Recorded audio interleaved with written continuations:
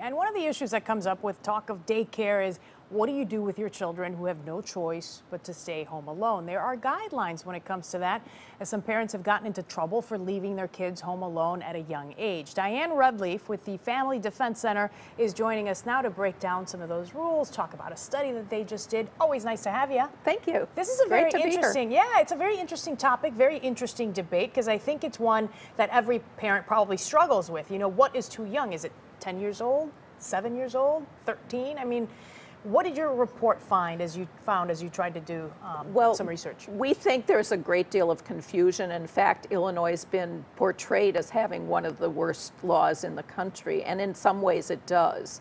But it's also been misportrayed because it's been suggested in national reporting on this issue that Illinois has a rule that children below the age of 14 can't be alone. Well, that's not the rule, but it's close to that bad. Okay, what is the rule? The rule is basically that children cannot be left alone for in unreasonable circumstances or for unreasonable length of time. That's the rule. So what's that? That's left to the discretion of somebody outside the family who may not know the child to make a decision based on all sorts of factors and sort of use their discretion. So that doesn't give parents any guidance, and that's really problematic because parents trying to make the right decision for their children need to know what the standards are, what's safe and what's not safe, and they should be trusted a little bit more to make the decision for their own family. So the rule is that there is no rule? The rule is that basically there's no clear rule. Okay, so when we look at other states, yes, do they have a rule that maybe we should be looking at and maybe following? They have better rules. Okay, like Illinois what? does have one of the higher ages in terms of, we think that's way too high. In fact, child development experts say children, when they get to be around age 10, should be allowed to be alone. That's good for them, a little bit, to some degree, be able to, be home by themselves, be able to some independence, practice some independence, and certainly, walking down the street, or and certainly many children who are younger than that can be alone for short periods of time.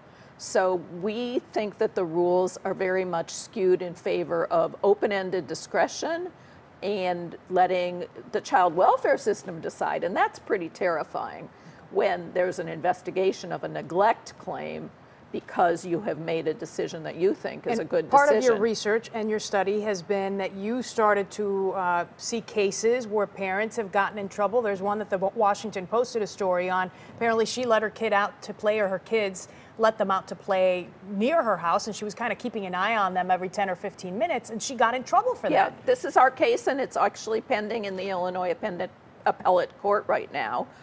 She let her children 11, 9, and 5 play right next door, and she actually has been unable to work in healthcare, which is her field, because of these findings, that she essentially neglected her children by letting them play outside next to her house, which is pretty frightening. Yeah, and one of the things that your report tried to kind of research and study is immigrant families, or in many cases Latino families. The culture is different, and so maybe kids in those families stay home alone at a much younger age than perhaps we're used to here in the U.S.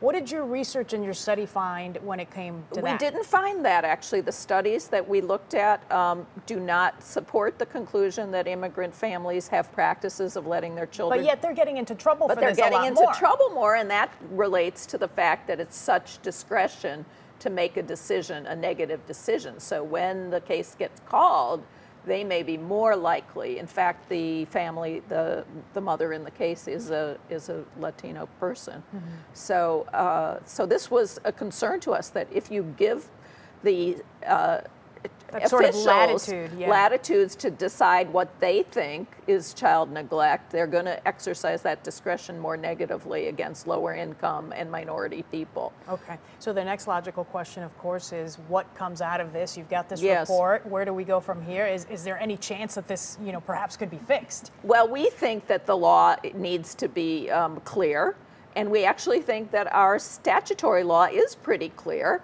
and that the rules that DCFS is following are not in conformity with our underlying statutes. But we still need more guidance. There needs to be more clarity, and we need to have a clear rule of thumb, and we recommend that it be 10. Is DCFS working with you on this? Or not have so they far. responded? They've No? opposed Okay.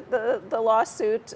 They've certainly continued to fight to keep our client, who let her children play next door, to keep her registered in the child neglect register, despite all our requests that they take a look at it.